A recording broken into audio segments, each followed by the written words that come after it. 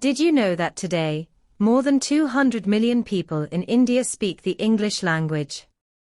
India ranks as the second largest English-speaking nation in the world, just behind the United States. English is also employed by the Indian government for communication, alongside Hindi, as enshrined in the Constitution of India. So, how did this language come to hold such significance in India? Welcome to our channel. Today, we will discuss the English language in India. In 1682, William Hedges, an English merchant and diplomat, penned a letter titled, A View of the English in Bengal, offering a valuable perspective on the use of the English language during the early days of the British presence in India. Hedges' observations shed light on the multifaceted roles that English played in communication, trade, and governance. This letter provides insights into the evolving linguistic landscape of colonial India and the growing influence of the English language in intercultural interactions. He notes that the British officials spoke broken Portuguese and Dutch, and that they communicated with the Indians through a pidgin language.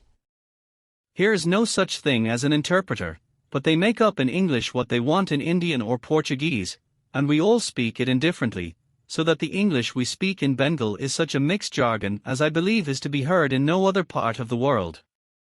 Hedges noted that English served as a vital medium for conducting trade and commerce in Bengal. As English merchants established their presence in the region, they found it necessary to communicate with local traders, merchants, and officials. The English language quickly became a bridge between the British and Indian communities, facilitating negotiations, business transactions, and the establishment of commercial networks. English proficiency became increasingly important for those involved in trade, both as a means of fostering economic partnerships and as a symbol of prestige and status. Hedges' letter suggests that despite its growing importance in certain spheres, English had limited penetration into wider Indian society during that time. The use of English was primarily confined to British traders, administrators, and a small segment of the Indian elite who interacted with the British. The majority of the Indian population continued to communicate in indigenous languages such as Bengali, Hindi, Urdu, and other regional languages. English, while influential among certain circles, had not yet permeated everyday life or become a language of wider social exchange. In 1835, Lord Macaulay, a British statesman and historian, wrote a famous Minute on Education that outlined his vision for the education system in British India. In this document, he argued that the English language should be the primary medium of instruction in Indian schools, and that Indian students should be taught English literature and science. We must at present do our best to form a class who may be interpreters between us and the millions whom we govern, a class of persons Indian in blood and color, but English in tastes, in opinions, in morals, and in intellect. Macaulay's Minute heralded a significant shift in the educational landscape of British India. It emphasized the primacy of English as the medium of instruction in higher education, governance, and administration. Macaulay believed that English education would produce a class of Indians who were Anglicized in their manners and thoughts, thereby creating a class of interpreters between the British and the Indian population. The intention was to cultivate a westernized elite who would serve as intermediaries, fostering loyalty to British rule and facilitating the dissemination of British ideals and values. Macaulay's policy advocated for the gradual erosion of indigenous languages in favor of English. He argued that by teaching Indians in their vernacular languages, it would perpetuate their isolation from Western ideas and progress. Consequently, Indian languages were relegated to lower levels of education, considered suitable only for basic literacy and elementary education. This approach had a profound impact on the status and development of indigenous languages, leading to their gradual decline in educational, administrative, and intellectual spheres. Lord Macaulay's Minute had far-reaching consequences for education in British India. His policy laid the foundation for an educational system that prioritized English medium instruction and marginalized indigenous languages. English became the gateway to higher education, employment opportunities, and social mobility, creating a divide between those who had access to English education and those who did not. The emphasis on English perpetuated a colonial mindset, fostering a sense of cultural inferiority among Indians and reinforcing the hierarchical power dynamics of British rule. In 1854, Sir Charles Wood, the President of the Board of Control of the British East India Company, sent a formal dispatch to Lord Dalhousie, the then Governor-General of India, suggesting a large shift to English language use within India.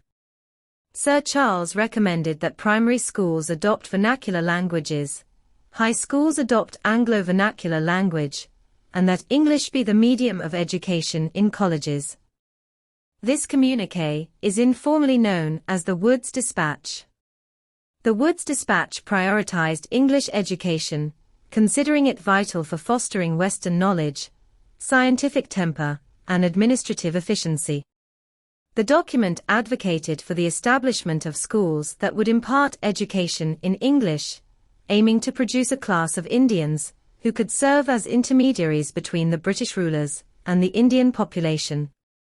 English was seen as a means of equipping Indians with the skills necessary for employment, governance, and accessing opportunities within the British administrative system.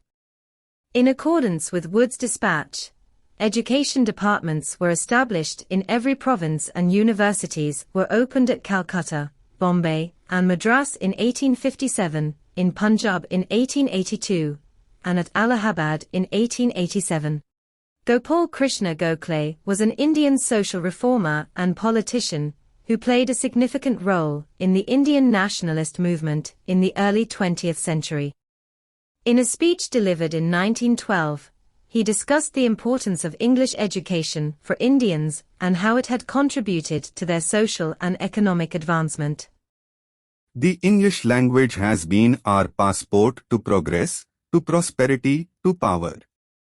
It is through the English language that India has got her place in the Comity of Nations.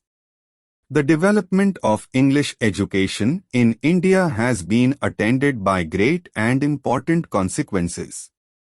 It has created a class of Indians who are intellectually on a level with the English-speaking people of the world.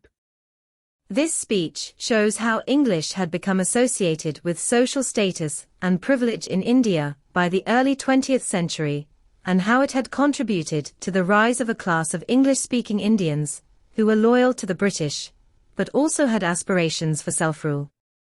On September 26, 1920, Mahatma Gandhi's influential weekly journal, Young India, carried an article that highlighted the significance of English medium schools in the context of the Indian independence movement. This seminal piece, penned by Gandhi himself, marked a turning point in the struggle for freedom, urging Indians to reassess the role of education in shaping their national identity and fostering self-reliance. By emphasizing the importance of vernacular languages and advocating for a decolonization of the educational system, Gandhi's article ignited a widespread debate and inspired countless individuals to take up the cause of Indian self-determination. In this article, Gandhi criticizes the emphasis on English as the medium of instruction in Indian schools and advocates for a more inclusive and culturally rooted approach to education. Gandhi begins by acknowledging the importance of English as a language and its usefulness in global communication. However, he argues that the current education system, which prioritizes English medium schools, undermines the development of a strong sense of national identity and cultural pride among Indian students. He believes that the excessive focus on English alienates students from their mother tongues, native traditions, and local knowledge systems. According to Gandhi, English medium schools perpetuate a colonial mindset, and create a social divide in Indian society. He argues that such schools cater primarily to the elite and privileged classes, further widening the gap between the rich and the poor. In the article, Gandhi proposes an alternative approach that prioritizes vernacular languages as the medium of instruction. He believes that by nurturing students' connection to their own languages and cultures, they will develop a stronger sense of self-identity and pride. Furthermore, Gandhi expresses concerns about the detrimental effects of Western education on the moral and spiritual development of Indian youth. After India's hard-fought struggle for independence from British colonial rule in 1947, the fate of the English language within the newly sovereign nation hung in the balance. The English language, once a symbol of colonial dominance, was at a crossroads as the country sought to define its post-independence identity. The architects of the Indian Constitution, aware of the linguistic diversity that characterized the nation, made a pragmatic decision. Hindi was designated as the official language, while English retained its status as an associate official language. This acknowledgement meant that English would continue to have a role in the nation's governance and administration, standing side by side with Hindi on the national stage. In the realm of higher education and professional spheres, English maintained its stronghold. Esteemed universities, research institutions, and technical fields continued to offer courses and resources in English, ensuring that India's pursuit of knowledge and innovation transcended linguistic boundaries. English proficiency remained a requirement in various professions, allowing individuals to effectively participate in global communication, trade, and diplomacy. We hope you found this video informative and educational. If you enjoyed this video, please like and subscribe to our channel for more content like this. Thank you for watching.